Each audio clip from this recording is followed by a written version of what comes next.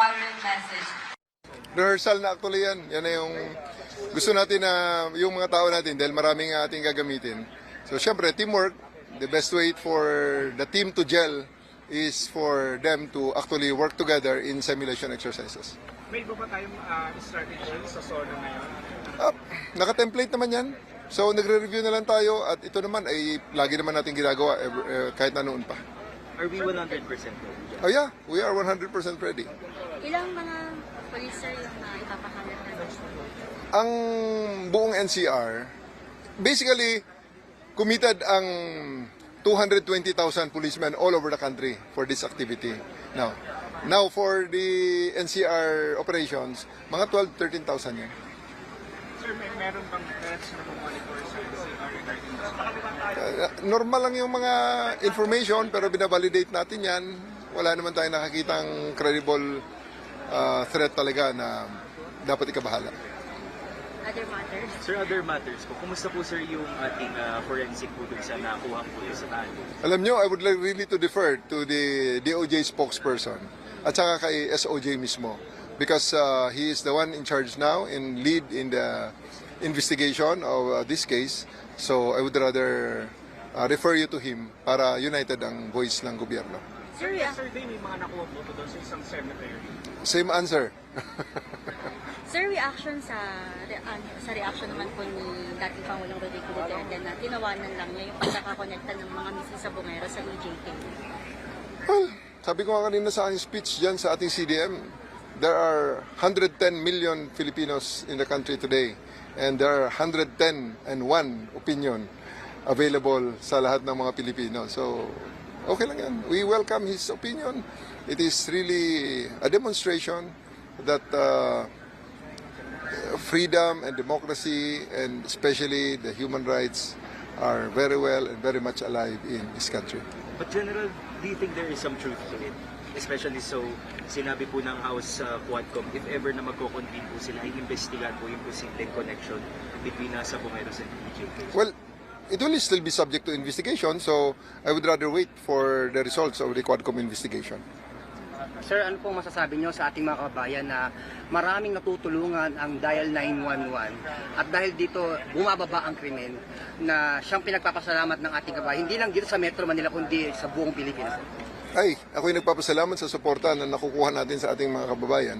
At ako'y most especially sa mga local government units, sa mga mayors, governors, congressmen, at sa lahat mga private citizens na sumusuporta sa ating 911. Hindi natin ito magawa ng kami-kami lang sa pulis at kitang-kita, kailangan natin ang suporta ng lahat para ating mapangalagaan ng ating kaayusan at seguridad. Kahapon, I would like really to, I'm very very proud to tell you na live pinapanood namin sa command center. Mag-FTX na kami, magsa-Cymex kami.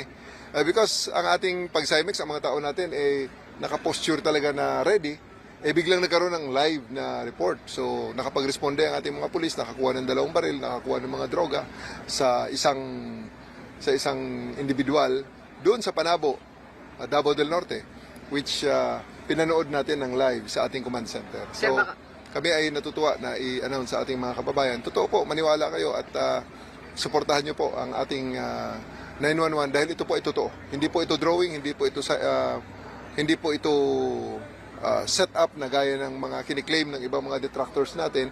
At sa ating mga detractors, baka naman pwede open your mind.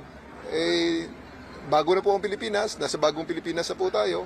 Huwag tayong maiwan doon sa puro pessimism at puro negativity ang ating pinapairal. Sir, baka meron kang inspirasyon na mensahe sa ating mga kapulisan na talaga namang umaga, tanghali, gabi, nasa lansangan at kapag may Dial 911, agad silang umaaksyon, sir. Magiging ang kanilang mga mahal sa buhay, napapasalamat ko sa inyo, sir. Yes, sa ating mga kapulisan, ako'y nagpapasalamat sa bawat isang miyembro ng Philippine National Police sapagkat sa kanilang suporta. Hindi ito magagawa ng inyong Chief PNP. Hindi ko ito magagawa nag-iisa. Kaya ako'y nagpapasalamat to each and every member of the 220,000 strong PNP personnel working all over the country, working in the front lines sa lahat ng sulok ng bansa. Ako'y nagpapasalamat sa inyong suporta. Sir, regarding po sa affidavit ni alias Totoy, si IDG po bang nag-handle nito? Well, initially si IDG ang kumuha nun. during the time na ako pa nga ang CIDG director. Kinuha namin yon,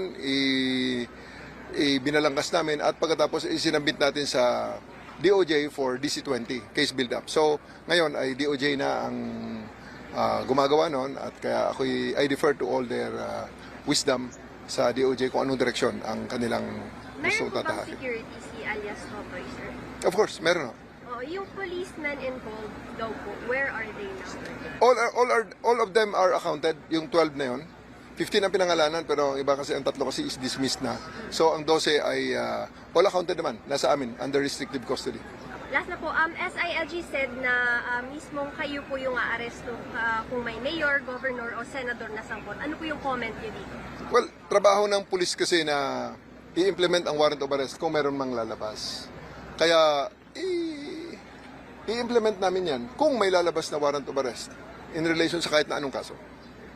General, meron pa po bang hindi nakakasunod dun po sa ating 5-minute response time so far? Well, may mga units pang nangangailangan ng improvement, na may mga unit commanders na kailangan pa ng further assistance, especially sa employment ng technology sa ating programa. Pero generally, ready tayo. Thank you, General.